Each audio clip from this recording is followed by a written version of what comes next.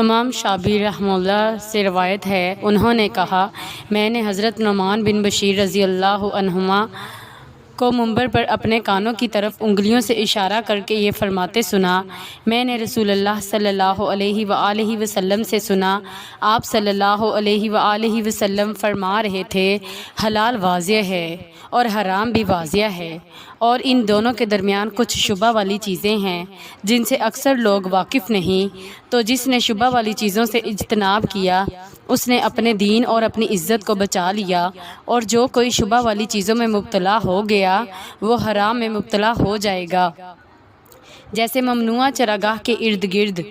بکریاں چرانے والا ہو سکتا ہے کہ نادانستہ طور پر اس کے اندر جانور چرا لے اور اس طرح مجرم قرار پا جائے۔ خبردار، ہر بادشاہ کی ایک ممنوعہ چراگاہ ہوتی ہے جس میں عام لوگوں کے جانوروں کا داخلہ ممنوع ہوتا ہے۔ خبردار، اللہ کی ممنوعہ چراگاہ سے مراد اللہ کی حرام کردہ چیزیں اور کام ہیں۔ سن لو، جسم میں ایک گوشت کا ٹکڑا ہے، اگر وہ صحیح ہو تو سارا جسم صحیح ہوتا ہے، اگر وہ خراب ہو جائے تو سارا جسم خراب ہو جاتا ہے۔ سنو، وہ دل ہے۔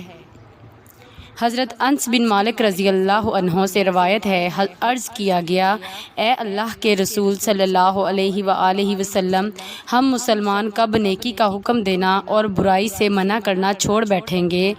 آپ صلی اللہ علیہ وآلہ وسلم نے فرمایا، جب تمہارے اندر وہ خرابیاں ظاہر ہو جائیں جو تم سے پہلی قوموں میں ظاہر ہوئی تھیں۔ ہم نے کہا، اللہ کے رسول صلی اللہ علیہ وآلہ وسلم،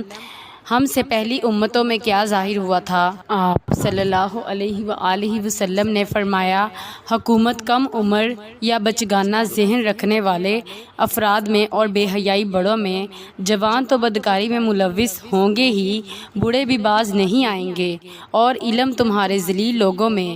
حضرت زید بن یحییٰ رحمہ اللہ نے فرمایا، تمہارے ذلیل لوگوں میں علم ہونے کا مطلب یہ ہے کہ علم فاسق اور بد کردار لوگوں میں ہو جائے گا جو علم پر عمل نہیں کریں گے۔